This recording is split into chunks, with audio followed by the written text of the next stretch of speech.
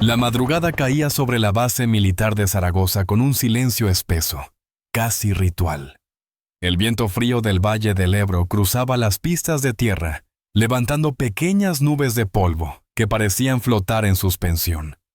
A esa hora, cuando casi nadie estaba despierto, la teniente Laura Medina completaba su serie número 180 de flexiones. El sudor le resbalaba por la frente y caía sobre el suelo endurecido por el frío de la noche. No se detuvo. No podía hacerlo. En el ejército de tierra, y especialmente en la Brigada de Operaciones Especiales, nadie regalaba nada. Cada centímetro de respeto se ganaba con disciplina, trabajo y una voluntad que no temblase ante el cansancio. Laura, 34 años, nacida en Cuenca, llevaba 3 años destinada en la BOEL tras un proceso de selección que muchos consideraban inhumano. Su complexión, esbelta y compacta, la convertía en la operadora más ligera de su unidad, pero también en una de las más rápidas y precisas. A esas alturas de su carrera, todavía había miradas que, aunque respetuosas en apariencia, cuestionaban en silencio si su presencia allí era una excepción. Un capricho del nuevo ejército moderno. Ella lo sabía, y por eso entrenaba más que nadie. El suboficial mayor García, un veterano con 20 años de misiones exteriores, caminó por la pista observando los últimos ejercicios de la mañana. Tiempo, estiramientos. Su voz grave rompió el silencio como un gajo de madera. Laura se incorporó sin esfuerzo, respirando de forma controlada, sin dar la mínima muestra de agotamiento. Había aprendido que cualquier rastro de debilidad se convertía en un comentario, y cualquier comentario, en una losa. Los compañeros se dispersaron hacia las zonas de estiramiento cuando se escuchó el rugido de 3 vehículos blindados BMR, avanzando desde la entrada principal. La insignia de la Infantería de Marina estaba pintada en los laterales. Laura percibió la tensión inmediata. Entre el ejército de tierra y la infantería de marina existía respeto. Sí, pero también una rivalidad vieja, casi inevitable. ¿Quién era más duro? ¿Quién más preciso? ¿Quién más digno de llevar el peso de las operaciones complejas? De los vehículos descendieron 6 infantes de marina, altos, robustos, con ese aire seguro que caracteriza a quienes llevan años embarcados en despliegues de alta exigencia. Laura los reconoció al instante. Venían del tercio de armada de San Fernando. En cuanto los vio, supo que aquel día no sería uno más. El sargento primero Ramiro Cebrián, 1,90, hombros como vigas y una expresión tallada a cincel, se adelantó. Sus ojos recorrieron a la unidad y se detuvieron en Laura con un gesto breve, seco, casi imperceptible, pero suficiente para entender qué venía a continuación. Se acercó al suboficial mayor García, intercambiaron un saludo formal, y luego, sin bajar la voz, comentó: «Esta es toda su unidad, mi suboficial mayor. Pensaba que la BOEL no admitía fragilidad». Los infantes de marina rieron. Algunos soldados del ejército de tierra desviaron la mirada.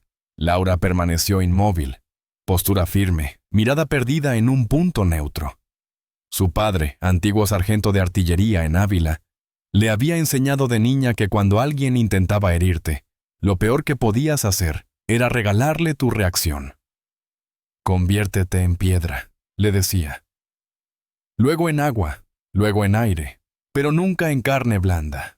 Cebrián se plantó a 1 metro de ella. «¿Y usted, teniente? ¿Cuál es su especialidad? Porque me imagino que no será arrastrar un compañero herido, ¿no?». Lo dijo sin nombrar su rango, sin el más mínimo protocolo. Laura sostuvo la mirada. Serena. Operaciones especiales. Y sí, sargento primero. Arrastro lo que haga falta. Él sonrió con burla. Veremos si los estándares son los mismos para todos.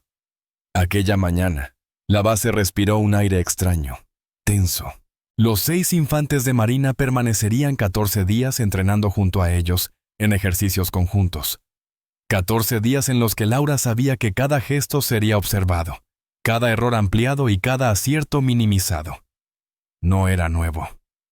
Pero algo en la mirada de Cebrián anunciaba que ese entrenamiento no sería una simple cooperación entre unidades, sino una prueba, una que no había pedido, pero que no pensaba perder. Al caminar hacia las duchas, Laura escuchó a lo lejos un comentario entre los marinos. «Esperemos que esta vez no llore ninguna princesa». Nadie respondió, pero ella sí sintió como algo, dentro de su pecho, se encendía con una calma peligrosa. Aquello era solo el principio. El segundo día del entrenamiento conjunto comenzó con una sesión de tiro en el campo de prácticas de la base. Las órdenes eran claras. Disparo a 300 metros, con miras abiertas y viento cruzado de oeste a este. Cada operador debía realizar 40 disparos en condiciones reales. La teniente Laura Medina se situó en su línea, se colocó de rodillas y montó su fusil HK G36E. El aire frío cortaba la piel, pero ella no lo sentía. Sus manos eran precisas, sus respiraciones contadas, los latidos de su corazón cronometrados con su índice. Uno a uno, los disparos salieron con ritmo constante. Cada impacto, justo en el centro del objetivo. Cuando terminó, dejó el arma con el seguro activado, retiró el cargador y levantó la mano. 40 disparos, 40 aciertos. Silencio a su alrededor. Algunos soldados del ejército de tierra se miraron entre sí, discretamente impresionados. Los Marines, sin embargo, permanecieron en su zona, cuchicheando entre risas. Ramiro Cebrián observaba desde un punto elevado, con los brazos cruzados. «Seguro que le pusieron la diana 10 metros más cerca», comentó en voz alta. Varios de sus hombres rieron. Laura no respondió, ni un gesto. Solo recogió su equipo y se apartó, como si no hubiera escuchado nada. Día 5 entrenamiento de supervivencia acuática. Agua a 15 grados. 2 kilómetros a nado con equipo completo. Chaleco, botas, mochila de 23 kilos. Laura, que había crecido nadando en las frías aguas del pantano de Entrepeñas, no sintió el impacto, lo conocía. Lo dominaba. Avanzó con ritmo, sin pausa. Salió del agua 8 minutos antes que el segundo mejor tiempo, sin signos de hipotermia, sin tiritonas. Respiración controlada. Cebrián la esperaba en la orilla.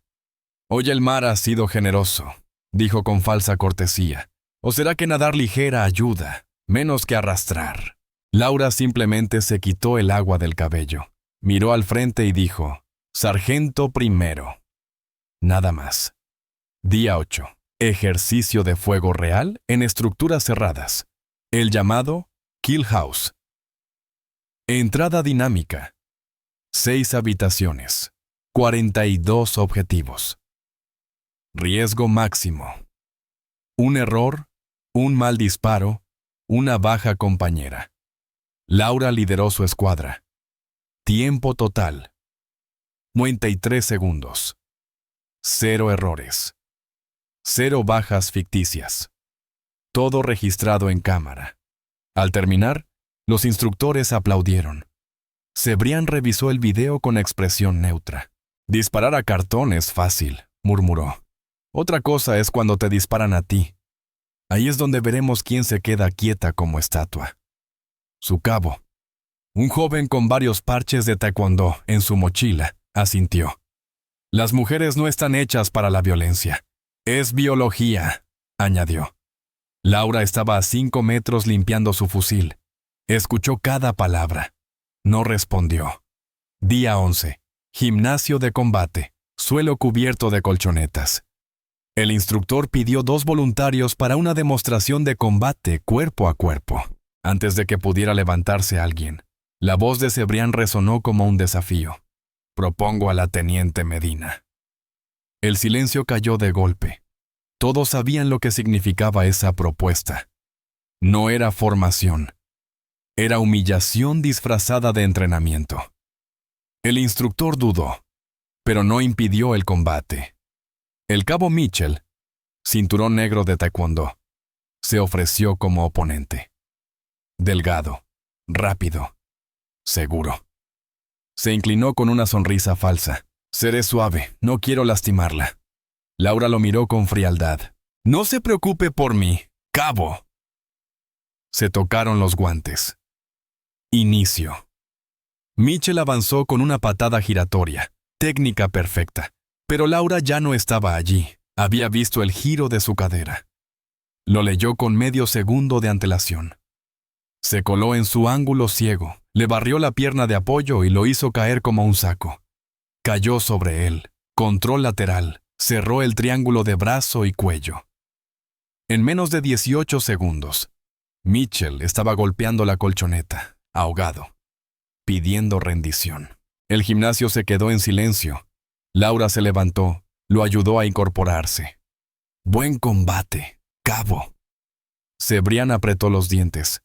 Cualquiera puede tener suerte una vez, murmuró. El suboficial mayor García se adelantó y le respondió con una calma letal. Y 6 veces, sargento primero. Ese fue el momento en que todo cambió. Una propuesta en voz alta. Una apuesta. Un combate de Laura contra los 6 Marines. 1 por 1. Sin pausas. Sin concesiones. Si ganaba, Cebrián pediría disculpas formales. Si perdía, pediría el traslado fuera de la unidad. Laura aceptó sin dudar. Sabía que no podía negarse, no después de todo lo vivido. El combate sería el sábado siguiente. Tenía 6 días para prepararse. Y lo iba a hacer como su padre le había enseñado. Para ganar. Y para que nadie nunca más volviera a llamarla princesa.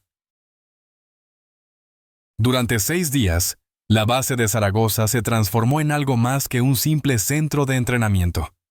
Se convirtió en el campo de preparación de una batalla silenciosa, una que no buscaba destruir, sino demostrar. Laura Medina entrenaba 18 horas al día bajo la supervisión del suboficial mayor García, quien había servido junto a su padre en misiones de paz y combate desde los años 90. Él no necesitaba decirlo. Creía en ella. El primer día fue infernal. García no la dejó tocar colchoneta hasta completar 10 rondas de combate continuo contra operadores frescos cada 5 minutos. Laura tenía 30 segundos entre cada uno. 7 rondas más tarde, vomitó. Él le dio agua y esperó exactamente 1 minuto. Luego, retomaron. El combate no espera. Si vas a vencer a 6 hombres, tendrás que aprender a pelear agotada. El segundo día se centraron en la técnica. Manipulación articular, palancas, control del centro de gravedad. García le mostró páginas del viejo cuaderno de su padre. Las articulaciones pequeñas ceden antes que los músculos grandes. Dedos, muñecas, codos. Rómpelos antes de que puedan usarlos. Día 3. Observación. Laura siguió a cada uno de los Marines. Estudió sus entrenamientos, sus hábitos, sus errores. El cabo Mitchell, impulsivo. El cabo Jackson, agresivo pero previsible. El médico Stevens, técnico pero repetitivo. Thompson, rápido pero expuesto en los cambios de guardia.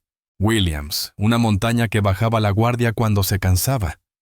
Y Cebrián, el más peligroso. Boxeador, calculador, disciplinado, pero con un hombro derecho que mostraba un ligero tic cada vez que extendía su cross. Vieja lesión. Punto débil. Día 4. Transiciones. Fluidez. Un movimiento debía enlazarse con otro sin pausa, como agua. Laura repitió cada secuencia 1000 veces hasta que su cuerpo reaccionaba sin pensar. Si el oponente empuja, tú cedes. Si él se cierra, tú fluyes. Todo parte de una premisa. Desaparecer y reaparecer. Ser aire, como su padre le enseñó.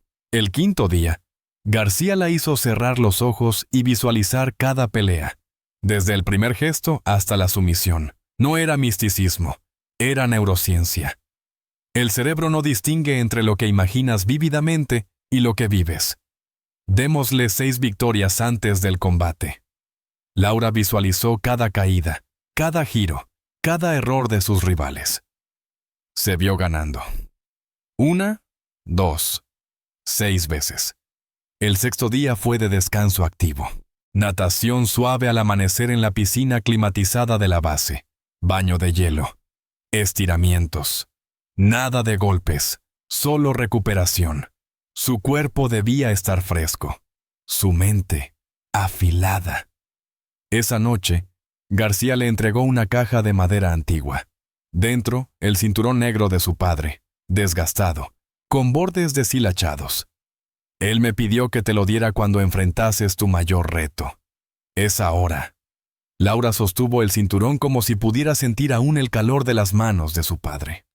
Lo ató con firmeza, y supo, sin sombra de duda, que estaba preparada que al día siguiente, a las 25 horas, se enfrentaría a 6 hombres. Sin margen de error. Sin excusas, era su momento. El gimnasio de la base estaba a reventar. Más de 400 personas se habían reunido aquella noche de sábado para presenciar algo que jamás había sucedido en Zaragoza. Una oficial del Ejército de Tierra enfrentaría 1 a 1 a 6 infantes de marina en combates consecutivos, sin límite de tiempo. La tensión era eléctrica. Oficiales, tropa, personal médico, incluso mandos de otras unidades estaban presentes. En el centro del tatami, delimitado por cuerdas, Laura Medina se mantenía en silencio. Con la mirada fija, el cinturón negro de su padre atado con firmeza y su camiseta gris de entrenamiento pegada al cuerpo. En la otra esquina, los 6 marines se preparaban. Uno de ellos, el cabo Mitchell, fue el primero en subir. Mitchell contra la teniente Medina, anunció el árbitro. Se tocaron los guantes. Pelea. Mitchell intentó repetir su fórmula. Patada giratoria, rápida, vistosa. Pero Laura ya la había visto decenas de veces. Entró en el ángulo, bloqueó el impulso y lo derribó de forma impecable. En segundos, triangulación de brazo y cuello. Mitchell palmeó desesperado. Rendición. Tiempo. 15 segundos. Segundo combate. Cabo Jackson.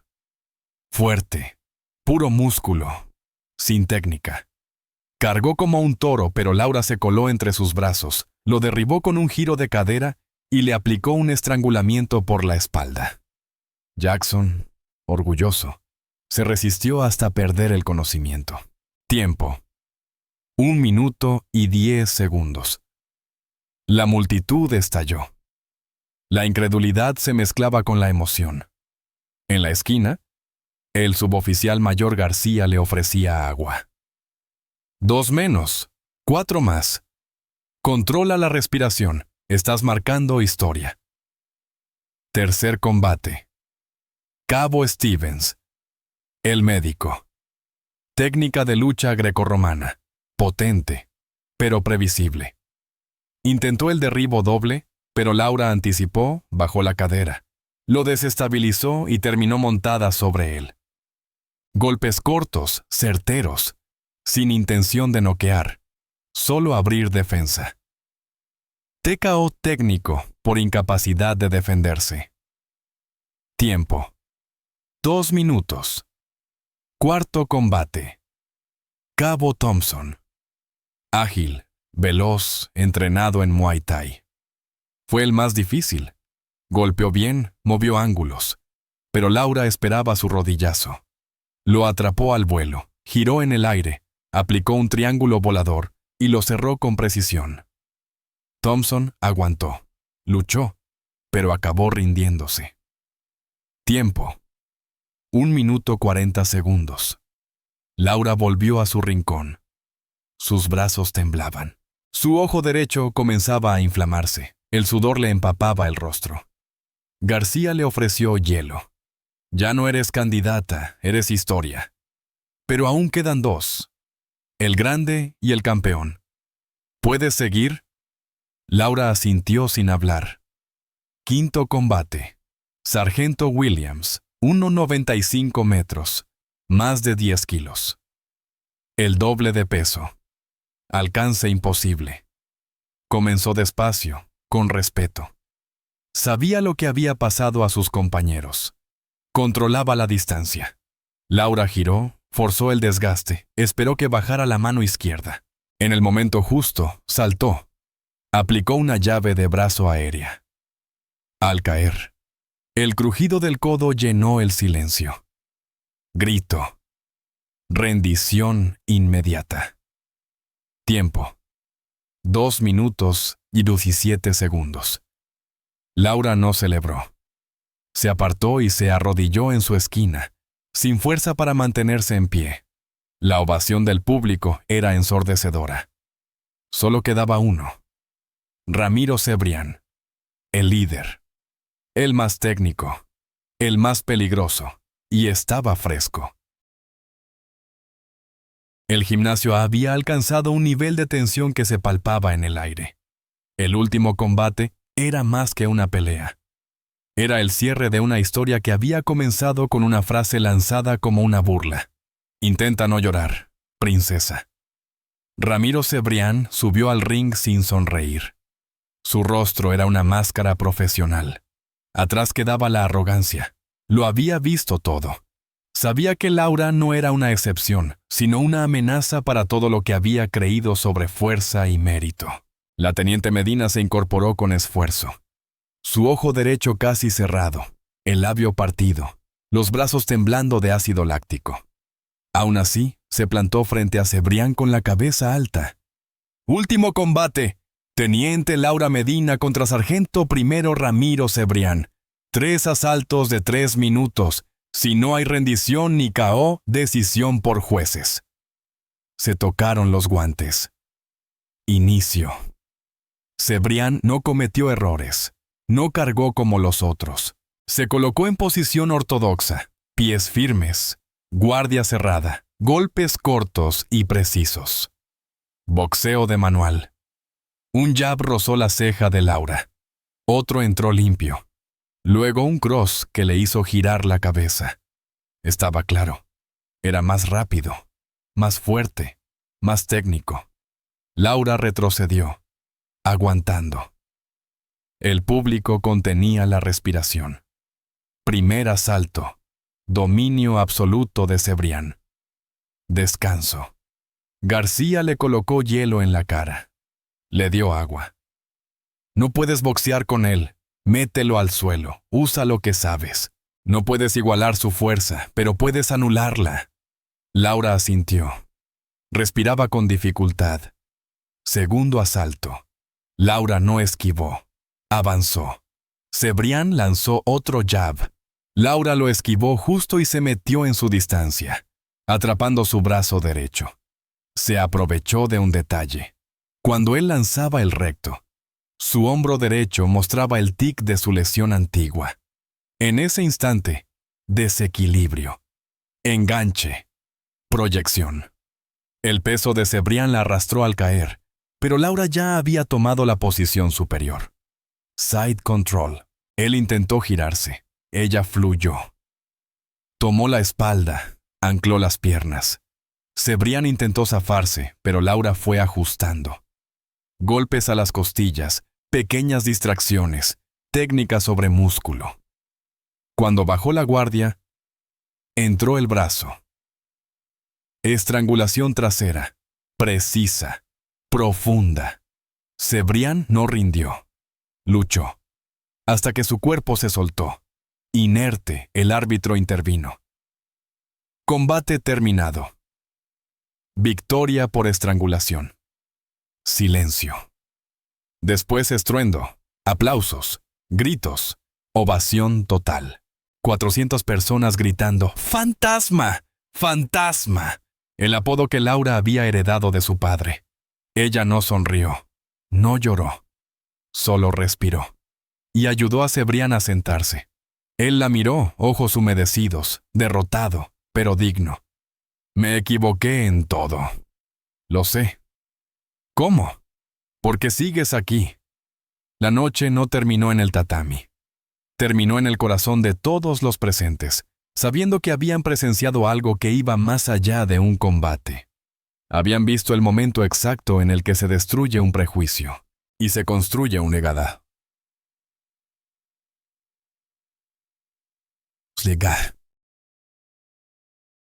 El lunes siguiente, a las 08:08 horas en punto, la formación general de la base se realizó bajo un sol brillante. Más de 500 militares en uniforme de gala estaban presentes. Al frente, junto al podio, se encontraba la teniente Laura Medina, firme en posición de descanso. A su lado, el capitán Herrera, comandante de la base. Detrás, el suboficial mayor García, observando todo con su mirada de halcón. Y frente a todos, vestido con uniforme azul impecable, con cada medalla alineada con precisión y el rostro serio, el sargento primero Ramiro Cebrián subió al atril. Nadie hablaba. Se escuchaban solo las banderas ondeando. «Buenos días», comenzó, su voz clara, sin titubeos. «Soy el sargento primero Ramiro Cebrián, del Tercio de Armada. Estoy aquí para ofrecer una disculpa pública». Un silencio absoluto se apoderó del patio. Durante 14 días, cuestioné las capacidades de una compañera de armas, de una oficial del Ejército de Tierra, no por su rendimiento, ni por sus acciones, sino por su género. Comentarios que hice con desprecio, actitudes que tomé con arrogancia, fueron un error. Inexcusable. Injustificable. Respiró hondo. Sus manos temblaban apenas, pero su voz no flaqueó. El sábado por la noche, la teniente Medina derrotó, uno por uno, a los 6 hombres bajo mi mando. Nos venció con técnica, determinación y espíritu. Me venció a mí. En ese ring no había excusas.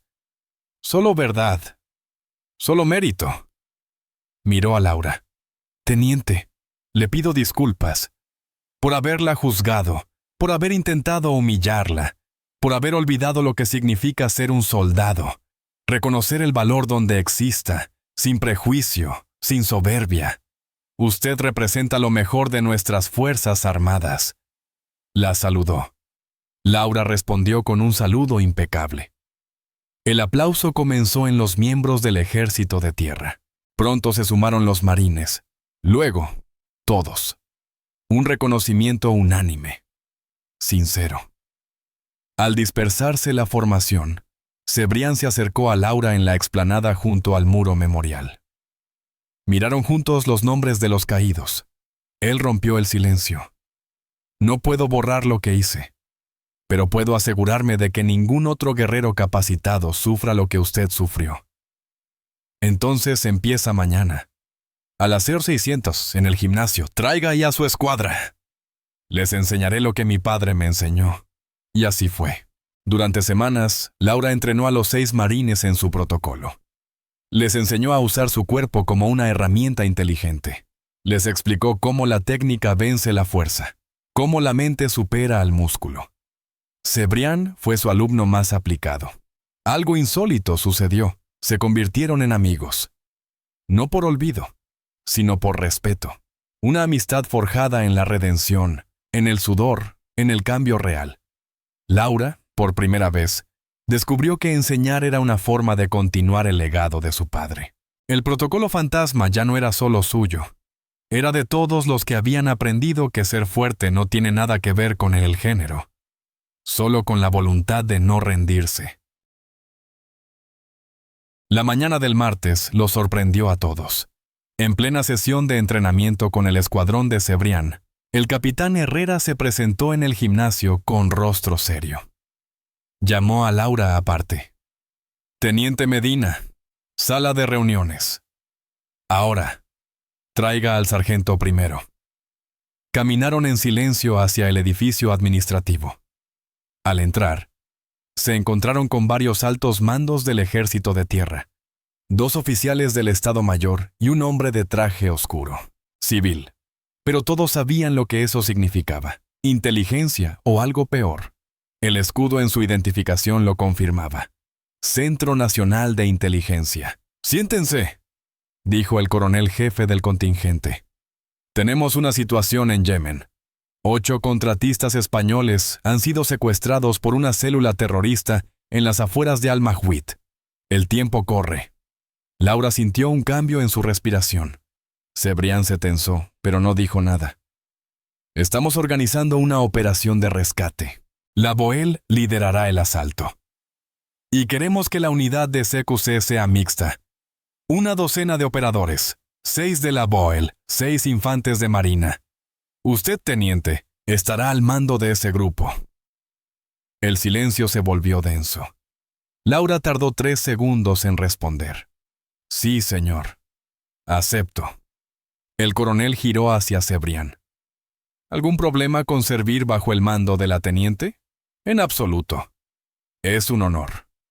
Las siguientes 72 horas fueron un torbellino. Planeamiento, simulacros, mapas, fotografías aéreas, rutas de entrada y salida. Laura diseñó el plan de incursión desde cero. Usó todo lo que había aprendido de su padre, todo lo que García le había mostrado, y cada detalle que su entrenamiento le había revelado. Cebrián aportó precisión, detalles técnicos, conocimientos de combate urbano. La cooperación era fluida, limpia. La noche de la misión, embarcaron en el Juan Carlos I rumbo a la costa de Yemen, en cubierta. Mientras el sol se hundía en el mar, García se acercó a ella. Tu padre estuvo en una cubierta como esta antes de Mogadiscio. Dijo lo mismo que tú estás pensando ahora. ¿Y qué pensaba? Que si alguien moría sería su culpa. Laura tragó saliva. ¿Y cómo lo superó? No lo hizo. Aprendió a vivir con ello. Pero confió en su plan. Confió en su equipo, y eso lo salvó a él y a los que le rodeaban. A las 0:13 horas, en completa oscuridad, 2 RHIB tocaron la costa sin ser detectados. 12 operadores se deslizaron como sombras por un barranco hasta la periferia del complejo. Laura observó 3 guardias con visión nocturna. Señales con la mano. 3 francotiradores. Cuenta atrás. 3, 2, 1, silencio. 3 cuerpos al suelo. Avanzaron. Entraron por el flanco oeste. Carga controlada. Explosión. Laura la primera en cruzar. Pasillo despejado. Primer enfrentamiento. 3 hostiles armados. Disparos controlados. 2 al pecho, 1 a la cabeza. Avance. Escaleras al segundo piso. Gritos en árabe. 1 minuto máximo antes de reacción total del complejo. Brecha. Puerta abierta. 8 rehenes, amordazados pero vivos. Entonces llegaron los disparos desde abajo. Más enemigos. Laura organizó la retirada. Cebrián y 3 marines cubrían desde la escalera. A la mitad del descenso, uno de los terroristas giró la esquina. Laura disparó antes. Precisa. Continuaron. Al llegar a la planta baja, la salida principal estaba cubierta de fuego enemigo. No había salida frontal. «Necesito otra ruta», Cebrián respondió por radio. «Atrás, cocina, salida trasera». Laura condujo a los rehenes por allí. La exfiltración comenzaba. Entonces vino el golpe. Desde un bosque cercano, ráfagas de ametralladora. 15 hostiles emboscando. Fuego cruzado. El equipo se cubrió, devolviendo disparos. Cebrián observó el terreno. «Desnivel al flanco. Lo rodeamos por la derecha». 30 segundos de supresión. «Afirmativo», gritó Laura. Fuego automático. Cortina de balas. Cebrián y 4 marines se movieron por la retaguardia. Laura los vio flanquear. Las siluetas se confundían con la noche. El ataque por retaguardia fue devastador. Los hostiles cayeron. Silencio. Entonces la voz de Cebrián por radio. «Estoy herido. Pierna derecha. No puedo caminar». Laura no dudó. «Equipo, evacuen. Yo vuelvo por él». «Negativo», bramó García. «Eres la comandante. No puedes arriesgarte». «Sí puedo. Y lo haría él por mí». Corrió. Bajo fuego residual. Encontró a Cebrián tras una roca, sangrando. Le aplicó un torniquete. ¿Qué haces? Lo que tú harías. Lo cargó a hombros, más de 88 kilos de músculo. Técnica. Palanca. Pasos dolorosos. Fuego desde atrás. Él disparaba desde su posición elevada, mientras ella lo arrastraba. 50 metros. 40. Vine. El equipo cubría la retirada.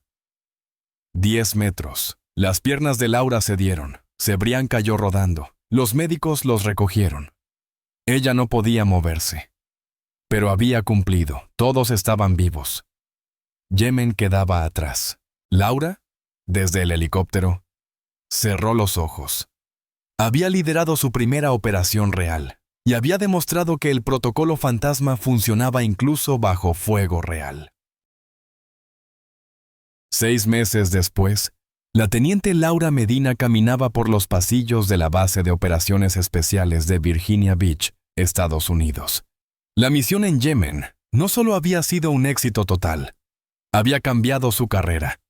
El ejército español la había ascendido a comandante y designado como enlace permanente en programas conjuntos con unidades de élite de la OTAN. Su nuevo destino, el Destacamento de Instrucción Avanzada de Operaciones Especiales. Allí, en un gimnasio más amplio y moderno, Laura impartía el protocolo fantasma a operadores de múltiples países.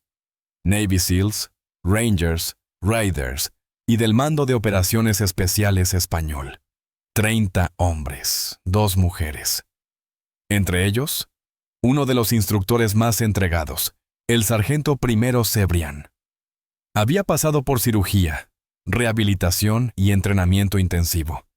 Ahora dominaba el sistema que antes había despreciado. Era de hecho quien mejor lo explicaba después de Laura. Su transformación era completa.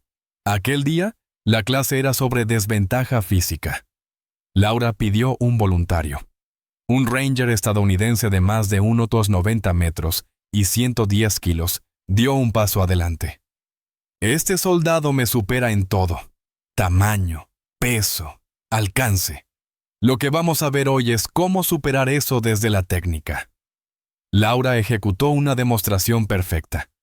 Se deslizó, controló, desequilibró y aplicó una estrangulación sin fuerza, solo con geometría y precisión. El ranger se rindió rápido y sonrió con admiración. Al terminar, una alumna, una soldado belga, levantó la mano. Comandante, ¿cómo se supera la parte mental? Cuando todos te dicen que no vas a poder, que eres pequeña, débil. Laura se detuvo. Su respuesta fue tranquila pero potente. No se supera, se transforma. Haces que tu rendimiento hable tan alto que nadie pueda ignorarlo. Que tu excelencia borre la duda. Porque el respeto no se exige, se gana. Cebrián añadió, sin que nadie se lo pidiera. Y si no lo entendemos, aprendemos. A veces de la forma difícil. Yo me desmayé frente a 400 personas. Fue la mejor lección de mi vida. La clase se rió. El ambiente era otro. Ya no había miedo ni prejuicio. Solo aprendizaje. Respeto. Tras la sesión, Cebrián se acercó a Laura. Tu reunión de las diapositivas es en 10 minutos. Gracias. Es la que llevo toda la semana esperando. Se dirigió al memorial del destacamento, un jardín de placas negras con nombres grabados. Allí la esperaba el suboficial mayor García, ya retirado, con más canas pero los mismos ojos de acero. ¿Cómo va la enseñanza? Bien. Siento que el protocolo fantasma tiene vida propia ahora. Ya no es solo mío. Mi padre estaría orgulloso. García asintió. Lo está. Siempre supo que esto te iba a superar, que el legado tenía que crecer. Se quedaron en silencio frente a una de las placas. He recibido la llamada. Mando conjunto en Afganistán. Objetivos de alto valor. 6 meses mínimo. García no dijo nada. Luego murmuró. Tu padre me dijo algo la noche antes de su última misión. Que ser guerrero no era pelear, ni ganar. Era llorar por los caídos, secarse la cara y volver al trabajo. Porque alguien tiene que estar en el muro. Laura sintió cómo las lágrimas subían por primera vez en mucho tiempo. Esta vez no las contuvo. García la abrazó. Has sido piedra, agua y aire toda tu vida, pero también tienes derecho a ser humana. En la entrada del jardín apareció Cebrián. Se detuvo al verlos. Laura le hizo una seña. Se acercó con respeto. El informe se retrasa 48 horas. Quieren revisar tu propuesta de escuadra. Diles que en 72 horas decido. Miró el nombre de su padre y supo la respuesta. Aceptaría la misión. No para demostrar nada, sino porque era el trabajo. Porque había vidas en juego. Porque era una guerrera. Y después se permitiría sentir. Visitaría a su madre. Iría al cementerio. Le contaría todo a su padre y lloraría como se llora cuando uno ha cumplido. 3 semanas después, en la pista de despegue de la base aérea de Rota, la comandante Laura Medina abordaba un C-17 junto a su nuevo equipo. 12 operadores. Entre ellos, 6 españoles, 4 estadounidenses y 2 franceses. Al frente, como siempre, ella. A su derecha, el sargento primero Cebrián, completamente recuperado, parte de su escuadra personal. Lo que empezó como una confrontación ahora era un vínculo de absoluta confianza. Laura llevaba en el cuello las placas de identificación de su padre, envejecidas por el tiempo. Antes de subir al avión, un joven ranger la miró con curiosidad. ¿Son de su padre, señora? Sí. Fue un operador del MOE. Murió en Afganistán en 2011. El joven bajó la mirada. Lo siento. No lo sientas. Murió haciendo lo que amaba, protegiendo a su equipo. El vuelo despegó rumbo a Kabul. Mientras las luces del amanecer iluminaban el cielo, Laura pensó en todo lo que la había llevado hasta ese momento. La humillación inicial, los 6 combates, la operación en Yemen, la enseñanza, la nueva generación. Todo conectado por el hilo invisible de una idea simple pero poderosa. El valor no tiene género, la excelencia no necesita excusas. Durante las horas de vuelo, repasó mentalmente los nombres de su equipo, las rutas, las salidas de emergencia, pero también repasó las palabras de su padre. Intenta no llorar, pero si lo haces, que sea después de cumplir con tu deber. Al aterrizar, les esperaban 2 helicópteros NH-90 españoles. El terreno era hostil, el calor seco, el polvo omnipresente. El objetivo: interceptar un convoy talibán que transportaba a un líder clave. Misión peligrosa, sin margen de error. En el briefing previo, Laura se puso al frente de los 12. Su voz era firme, pero sin artificios. Vamos a detener a un objetivo que ha causado docenas de muertes. Pero no solo vamos a eliminar una amenaza, vamos a proteger a inocentes. Y vamos a volver todos. Cebrián la miró y asintió. En su gesto había orgullo, pero también una promesa silenciosa. Nadie quedaría atrás. La operación fue quirúrgica. Insertados de noche, interceptaron el convoy con precisión. Tiroteo breve. 2 insurgentes abatidos, 1 capturado. 0 bajas aliadas. En el trayecto de regreso, en el helicóptero, Laura observó a su equipo. Rostros cansados, sucios, tensos, pero vivos. Misión cumplida. Cebrián se acercó. ¿Sabe algo? ¿Qué? Usted me salvó la vida en Yemen. Me enseñó a ser mejor soldado. Me hizo ver que llorar no es rendirse, sino asumir. Hoy creo que su padre también me salvó. A través de usted. Laura cerró los ojos un momento. Luego sonrió, sincera. Se lo diré cuando visite su tumba. Le diré que cumplimos, que seguimos luchando. El helicóptero sobrevolaba el desierto cuando una ráfaga de aire cruzó por la escotilla abierta. Y por un segundo, Laura creyó oír su voz, la de su padre. Suavemente: seca tus lágrimas, hija. El mundo te necesita en pie. Ella la secó y siguió en pie. Meses después, en una fría mañana de diciembre, Laura Medina caminaba sola por el cementerio militar de Cuenca. El aire olía a tierra húmeda y ciprés. Iba vestida con uniforme de gala, el mismo con el que había liderado su escuadra en Afganistán. Bajo el brazo, un cuaderno envejecido por los años. El cuaderno de su padre. El mismo donde él había escrito, página tras página, cada principio del protocolo fantasma. Frente a ella, una lápida sencilla con letras doradas. Suboficial mayor Jaime Medina. Operaciones especiales. Caído en cumplimiento del deber. 2011. Laura se detuvo. Respiró hondo.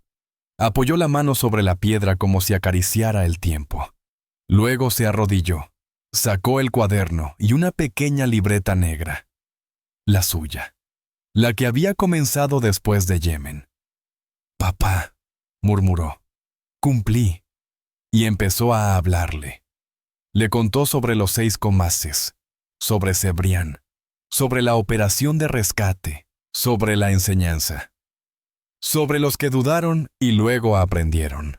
Sobre los que cambiaron gracias al sistema que él había creado para ella. Le habló de las lágrimas que nunca se había permitido y de las que finalmente dejó caer. Luego abrió su libreta y leyó en voz alta la última página. Protocolo fantasma no es solo una técnica.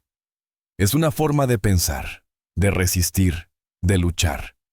No es para demostrar que valemos más, sino para que nunca más se cuestione a alguien por cómo se ve. Me enseñaste que un guerrero no es quien nunca cae, es quien se levanta. Que un guerrero no es quien nunca llora. Es quien llora, se limpia la cara y vuelve al combate. Tú me enseñaste todo eso. Y ahora, lo enseño yo. A muchos. A todos. Dejó el cuaderno al pie de la lápida, bien envuelto en plástico sellado, protegido de la lluvia. Un legado devuelto al origen. A lo lejos vio llegar a Cebrián. De civil, con una pequeña caja en las manos. Al llegar, la abrió. Dentro, una medalla conmemorativa, grabada con la frase «Por mérito incuestionable». La había pedido al Estado Mayor. La entregó a Laura. Para ti, por lo que hiciste, por lo que haces, por lo que eres. Laura la aceptó, emocionada. ¿Y ahora?, preguntó él. Ella lo miró, con determinación tranquila.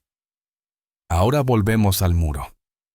Hay misiones pendientes, gente que proteger, y jóvenes a los que enseñar que el respeto se gana, pero nunca se ruega.